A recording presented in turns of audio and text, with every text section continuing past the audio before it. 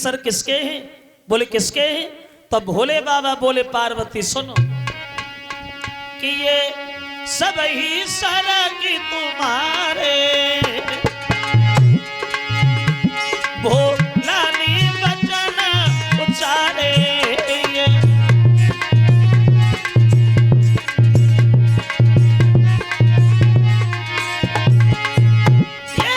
सब ही सर की तुम्हारे उचारे।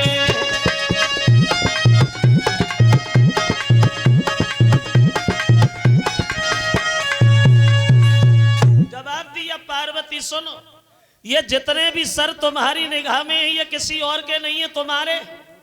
पार्वती जी बोली मेरे? बोले हाँ तुमने ब्रह्मा जी से ये वरदान मांगा है जब जब हम पृथ्वी पे आए तब तब भोले बाबा की पत्नी बने। इतनी बार तुम पैदा हो चुकी हो, इतनी बार मुझसे शादी हो चुकी है और इतनी बार तुम मर चुकी हो। तुम मरती रहती हो और वही सर उठा के मैं अपनी गर्दन में डाल लेता हूँ। ये सब सर तुम्हारे हैं। पार्वती ने सुना तो पार्वती बैठी रह गई, रोने लगी। भोले बाबा मुझे मरने से बहुत डर लगता, मैं मरना नहीं चाहती, मुझे अमर कर लो। शंकर जी बोले अमर तो हो जाओगी लेकिन अमरनाथ की कथा सुननी पड़ेगी। कहेगा कौन? शंकर जी बोले हम कहेंगे और कौन कहेगा? तो बोली अब देख क्या है कहो और हमें अमर करो। और शंकर जी ने पार्वती को अमर करने के लिए एक वन खाली कराया और ये कहा कि हमारे और पार्वती के अलावा कोई तीसरा कथा न सुन ले, क्योंकि अगर तीसरे ने कथा सुनी तो वो भी अमर हो जाएगा। अब वन तो खाली हो गया लेकिन देखो विधि का विधान। जब शंकर जी पार्वती बैठे हैं वहीं पास में एक बरगद का वृक्ष खड़ा था। उस बरगद के वृक्ष की खोह में एक तोते का अंडा रखा था। समय अनुसार उस अंडे से बच्चा बन गया, वो भी वहीं बैठ गया। अब पार्वती शंकर जी को नहीं पता है कि तीसरा भी यहाँ कोई बैठा है। अब भोले बाबा पार्वती से बोले सुनो अब तुम कथा तो सुन रही हो लेकिन एक बात ध्यान रखना, जब हम कथा कहते हैं तो कथा में इतने लीन हो जाते हैं जो मुझे अपने शरीर का की कोई ध्यान नहीं रहता। तुम कथा के बीच बीच में हुंकारा भरती रहना, सोना नहीं। पार्वती बोली हम सोएंगे, हम तो अमर होएंगे। बोले तो ठीक है। अब पार्वती कथा सुनने के लिए तैयार हुई। वहां भोले बाबा कहने लगे तोता भी बैठा बैठा वहां खो में बैठा है वो भी सुनने लगा। अब हुआ ऐसा अमरनाथ की अमर कथा और जब कहीं सुनी थी पार्वती वो उत्तराखंड में लगाई आसन वहां बैठ गए कैलाशपति।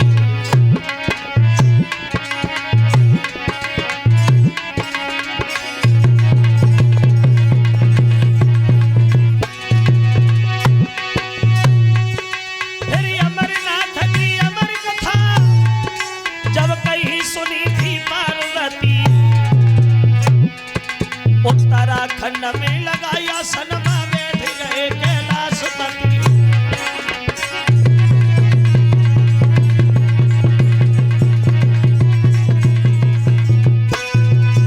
भोले बाबा कथा कहने लगे, पार्वती कथा सुन रही है, सुनती नहीं। कुछ दिनों तो कथा सुनी, अब इन्हें नींद लगी आई और जब नींद लगी आई तो पार्वती ने धोख लगाई, सोए गई, सुन गई कथा।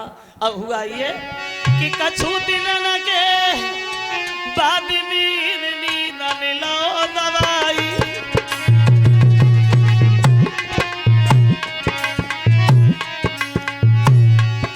भोले बाबा की नार रे शंकर जी की नार रे उनलीनी धोख लगाई।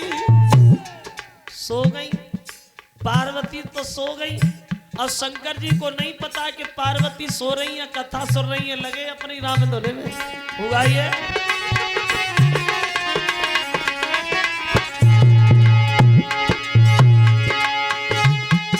महाराज सोई गई शंकर जी की नार और उनके बदले में कोई तोता भरने लगो हुंकार। हर की लीला अपरंपार कथा कह रहे त्रिपुरार। हर की महिमा अपरंपार कथा कह रहे त्रिपुरार।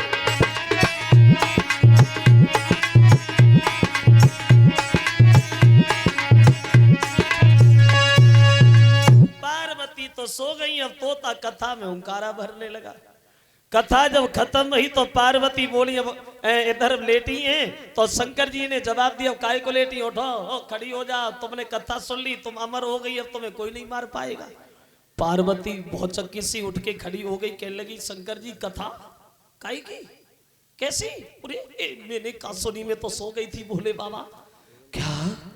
जब तुम सो गई थी तो इस कथा के बीच बीच में हुंकारा कौन भरता रहा? इसका मतलब ये है अमर हो गया वो, और हम बिना मतलब में चिल्लाते रहे। और ये जहां जहां कथा कहेगा, जो जो लोग इस कथा को सुनेंगे वो सब अमर हो जाएंगे। तो शंकर जी ने समर कथा को श्राप दे दिया, आज के बाद इस कथा को सुन के कोई अमर होगा ही नहीं। शंकर जी के क्रोध को देखा तो तोता मन में सोचने लगा गुस्सा में ज्यादा है, कहीं नजर में पड़ गए तो पंख उधेड़ दिए जाएंगे, भागो। अब तोता खोज से निकला, भाग खड़ा हुआ। शंकर जी ने देखा जे ही है, इसी ने कथा सुनी है। त्रिशूल हाथ लिया, पीछे पड़ गए, भागो किधर जाओगे, छोड़ने वाले नहीं।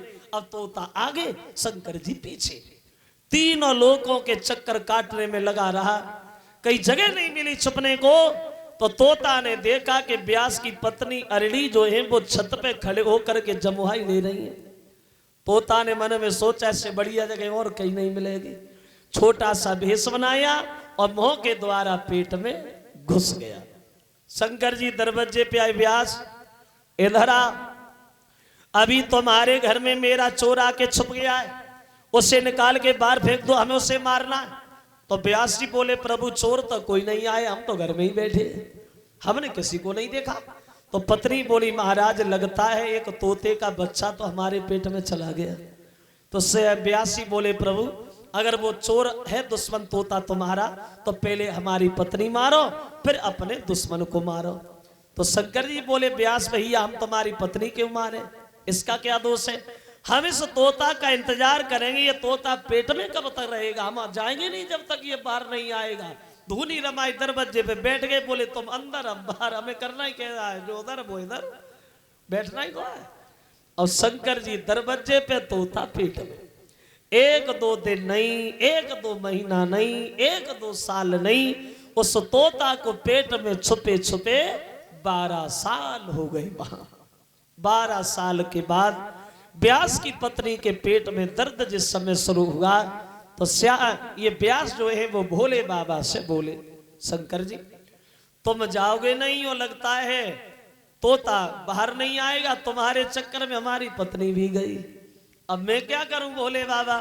तो मां विष्णु भगवान आ गए और उन्हें समझाने लगे हैं तोता को, भाई ऐसे पेट में कब तक छुपे रहोगे, खुद परेशान हो रहे हो, दूसरे को परेशान कर रहे हो, बच्चा बन के जन्म क्यों नहीं ले लेते। तो पेट से ही आवाज लगाने लगा, हाँ हाँ जन्म ले लेते, पागल है, शंकर जी बैठे त्रिशूल लिए हुए, हम नहीं आएंगे। और तब तक नहीं आएंगे जब तक ये दुनिया निर्मोही नहीं हो जाती। तो एक पल के लिए भगवान ने इस दुनिया को निर्मोही बना दिया, किसी को किसी का मोह नहीं रहा। भोले बाबा भूल गए कि हमारा कोई दुश्मन है।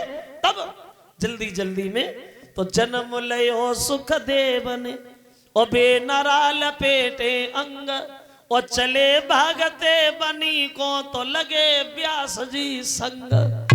पैदा भये वन में भाग गए, कहीं शंकर जी का ध्यान फिर ना छूट जाए, कहीं पीछे फिर ना पड़ जाए।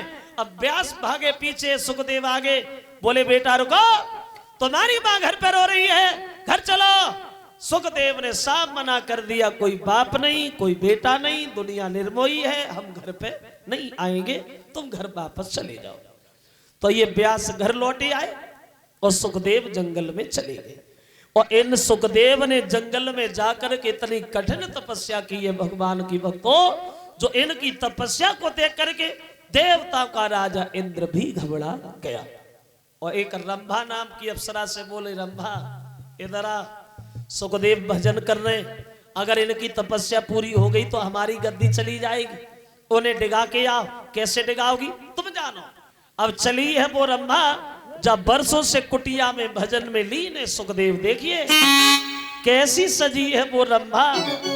वहां